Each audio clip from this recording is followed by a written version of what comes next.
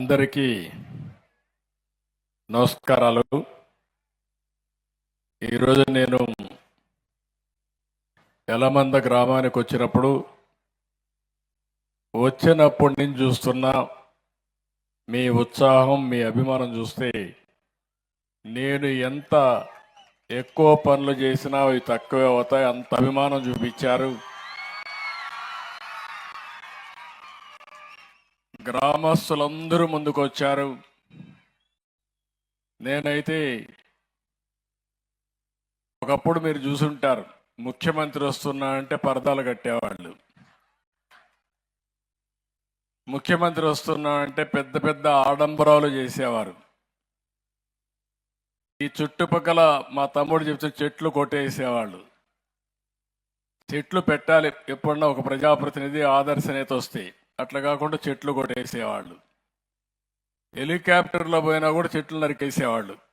ఏం చేస్తాయో నాకు తెలియదు అప్పట్లో. ఇంకో పక్కన ఎక్కడెక్కడి నుంచో మనుషులు తోలుకొచ్చి బలవంతంగా కూర్చొని పెట్టేవాళ్ళు. పారిపోతా ఉంటే కందకాలు దివేవాళ్ళు చుట్టూరు పారిపోకుండా. ఇలాంటి చాలా వింతలు, విచిత్రాలు చాలా చూసాం.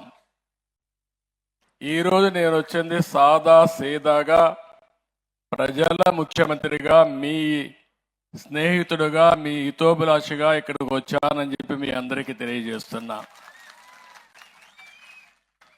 నేను వచ్చింది మీ స్థితిగతులు తెలుసుకోవడానికి వచ్చాను. మీ కష్టాల్లో, బాధల్లో భాగం పంచుకోవడానికి వచ్చాను. అధికార యంత్రాంగాన్ని కూడా సమాయత్తం చేసి ప్రతి ఒక్కరికి న్యాయం చేపించే దిశగా పనులు చేయడానికి వచ్చాను. మీ ముఖాల్లో ఆనందం చూడడానికి వచ్చాను. 5 సంవత్సరాల్లో ఈ ఊర్లో ఎవరు నవ్వు ఉండరు. నవ్వితే కూడా ఆ రోజు ఉండేవాడు, మీ మీద కేసులు పెట్టేవాళ్ళు. నవ్వడానికి కూడా స్వేచ్ఛ లేని పరిస్థితి, బయట పోవడానికి కూడా విధి లేని పరిస్థితి.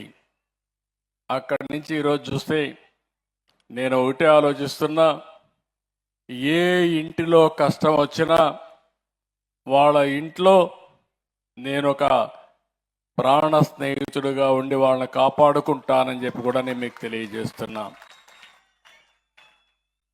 నేను కూడా సమాజంలో అన్ని, నా దగ్గర డేటా అంతా ఉంది, మీకు ఏం అనుమానం అవసరం లేదు. ఇప్పుడు మనకు ఆధార్ వచ్చింది, ఎవరెవరని ఆటోమేటిక్గా ఐడెంటిఫై చేస్తుంది. పెన్షన్ ఇవ్వాలంటే ఇంటి దగ్గరికి వచ్చి ఫింగర్ ప్రింట్ పెడితేనే డబ్బులు వచ్చే పరిస్థితి వచ్చింది. మీరు ఫింగర్ ప్రింట్ పెట్టంగానే మాకు కంట్రోల్ రూమ్కి ఎవరికి ఆ పెన్షన్ ఇచ్చారు, ఎక్కడ పెన్షన్ ఇచ్చారు కూడా తెలిసిపోతుంది. ఒకవేళ ఇంటి దగ్గర ఇవ్వకుండా ఆఫీసులో ఇస్తే అక్కడి నుంచి మళ్ళా మెమో పంపిస్తా ఇమ్మీడియట్గా, 1 నిమిషంలోనే.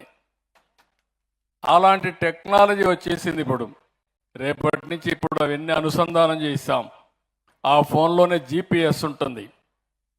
మీ ఇల్లు కూడా జియో ట్యాగింగ్ చేశాం. రేపు ఏదైనా విపత్తు వస్తే మీ ఇంటికి మందులు పంపించాలంటే ఎవరు రికమెండేషన్ లేకుండా డ్రోన్ పంపించి మీ ఇంటి దగ్గరనే, మీ ఇంటి పైనే డ్రోను దిగే పరిస్థితి వస్తుంది. అలాంటి టెక్నాలజీ అంతా ఉపయోగించే పరిస్థితికి వచ్చాం. ఇవన్నీ ఎందుకు చేస్తున్నామంటే మీకు న్యాయం చేయాలి,